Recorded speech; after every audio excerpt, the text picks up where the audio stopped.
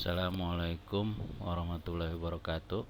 Salam sehat, salam sejahtera, salam bahagia untuk kalian semua, mahasiswa BSI di mana saja berada.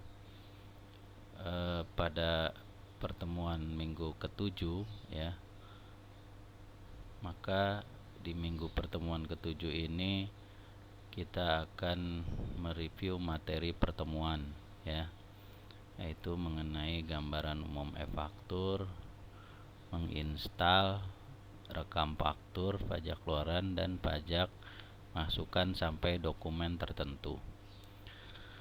Nah, Bapak akan membahas mengenai dari e-faktur itu sendiri ya.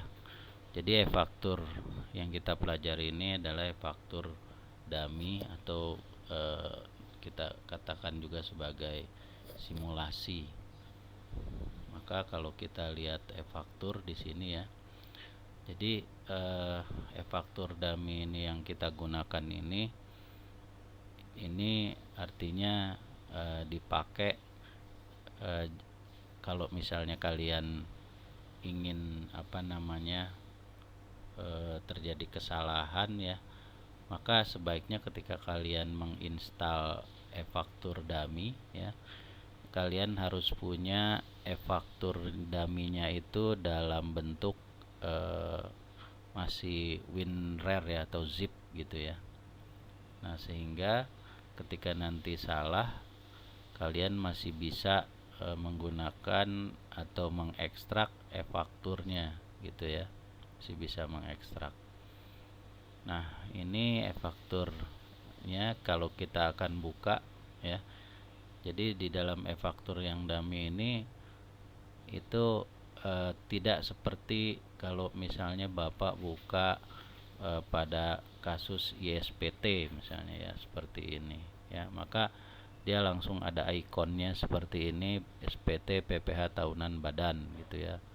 Jadi kalau diklik ini, kalau sudah terinstall seperti ini misalnya gitu ya. Tapi kalau bicara e-faktur ini sampai semua file-filenya ya, namanya juga untuk simulasi ini terbuka gitu. Padahal yang akan kita buka atau untuk membuka e-faktur dummy itu cukup mengklik e-tax invoice ya. Jadi ini kita klik 2 kali ya, seperti ini. Oh, salah yang ini ya, e-tax invoice yang ini, yang gambar ini ya. Jadi bukan yang atas, yang gambar ini ya. Dan kadang-kadang e-faktur dummy itu ada yang bisa dibuka pada posisi internetnya atau wifi-nya jalan gitu ya.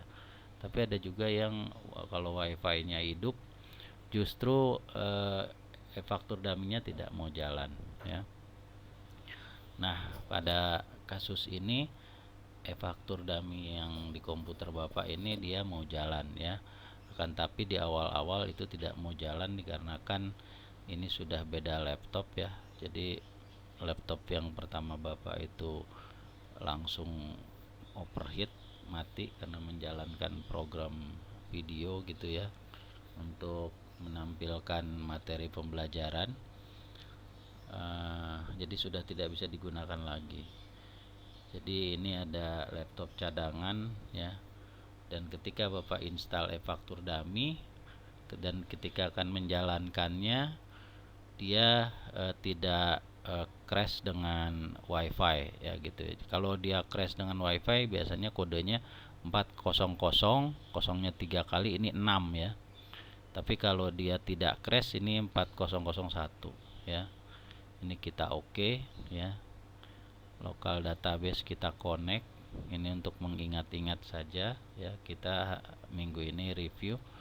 Lalu ini 1 2 3 ya, seperti itu ya. Nanti muncul ini Shinchan artinya bahwa e-faktur ini punya PT Shinchan ya. Jadi pertama nih yang harus kita isi profil ya, profil PT Shinchan sudah diisi, dia ada di manajemen upload ya.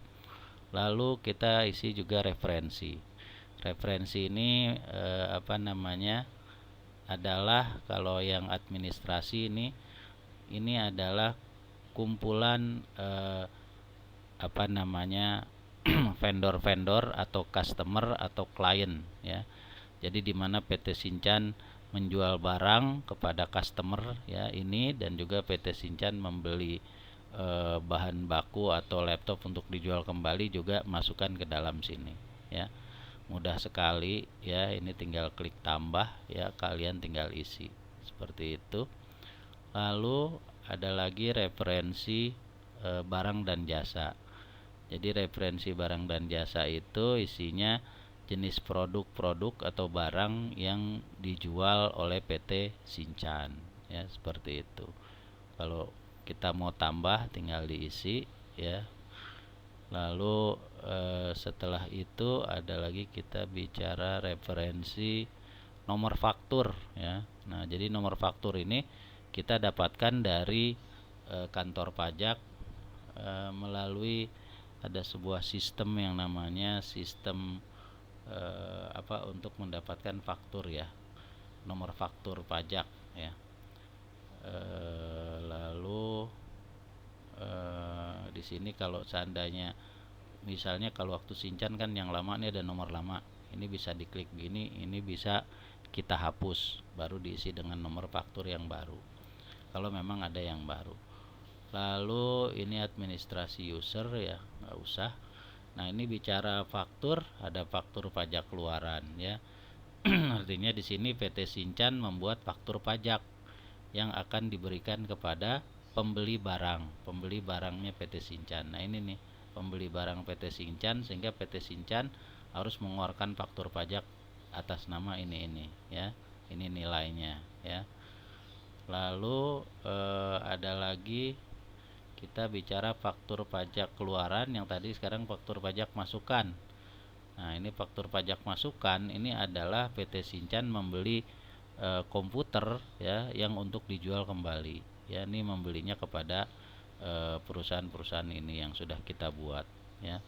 Lalu selanjutnya ada lagi ini sebenarnya retur ya. Retur itu artinya barang yang sudah dibeli itu dikembalikan ya. Mungkin bisa saja PT Shinchan membeli barang laptop sekian unit untuk dijual kembali, mungkin ada 1-2 yang error, maka PT Shinchan bisa retur. Sebaliknya juga apabila PT Shinchan menjual laptopnya kepada perusahaan lain lalu dia komplain karena ada yang rusak, itu bisa retur ya.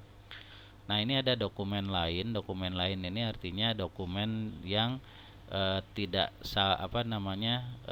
bukan faktur pajak tapi dia diperlakukan sama dengan faktur pajak ya.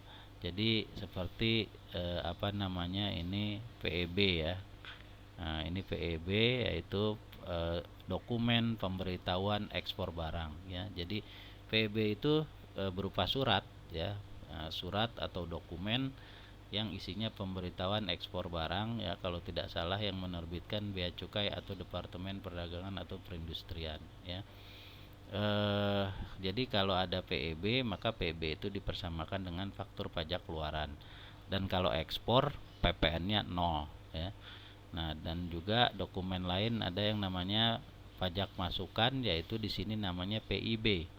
Ya, PIB itu dokumen atau surat pemberitahuan impor barang. Misalnya PT Shinchan mengimpor laptop merek Apple dari Amerika ya, maka si PT Shinchan akan memiliki dokumen PIB yang diterbitkan oleh Bea Cukai atau Departemen Perdagangan maupun Perindustrian ya. Nah, ini kalau impor barang itu kena PPN 10%. Jadi PT Shinchan harus membayar PPN-nya 10% kepada negara gitu ya.